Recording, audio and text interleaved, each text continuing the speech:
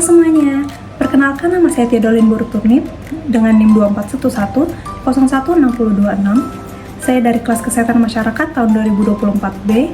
Di hari ini saya akan memberikan hasil dari tugas saya, yaitu membahas tentang permasalahan manajemen yang terjadi dalam jurnal yang saya ambil, optimalisasi manajemen penanganan klaim pending pasien BPJS rawat inap di Rumah Sakit Citra Husada, Jember.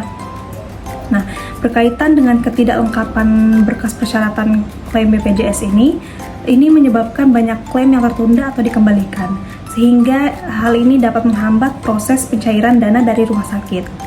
Nah, beberapa faktor utama yang menyebabkan masalah ini, contohnya itu seperti kurangnya rincian pekerjaan dan job description yang jelas. Minimnya motivasi juga dari pimpinan terhadap petugas, serta tidak adanya supervisi rutin yang terstruktur dengan rapi. Selain itu, komunikasi dari antara para petugas medis, dokter, perawat, dan juga pasien masih belum efektif. Oleh karena itu, hal ini dapat memperburuk situasi.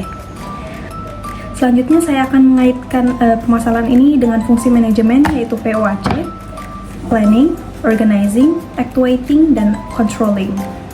Nah, dari aspek planning atau perencanaan ini, belum ada rencana kerja operasional yang jelas dalam pengelolaan klaim BPJS. Tidak adanya SOP dalam pengisian berkas menyebabkan para petugas bekerja tanpa pedoman yang baku, sehingga dapat terjadi kesalahan seperti kelalaian dalam tanda tangan atau kesalahan penulisan diagnosis yang sering terjadi. Selain itu, sosialisasi terkait prosedur klaim juga belum dilakukan secara rutin, menyebabkan petugas kurang memahami standar yang harus dipenuhi. Selanjutnya, dalam aspek organizing atau pengorganisasian, tidak ada pembagian tugas atau job description yang jelas untuk masing-masing petugas. Tanggung jawab dalam pengisian berkas ini masih tumpang tindih di rumah sakit ini, sehingga petugas seringkali bekerja tanpa koordinasi yang baik.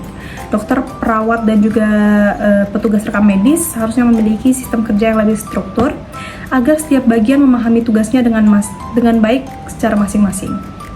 Pada tahap actuating, ditemukan bahwa motivasi dari pimpinan terhadap petugas masih sangat kurang.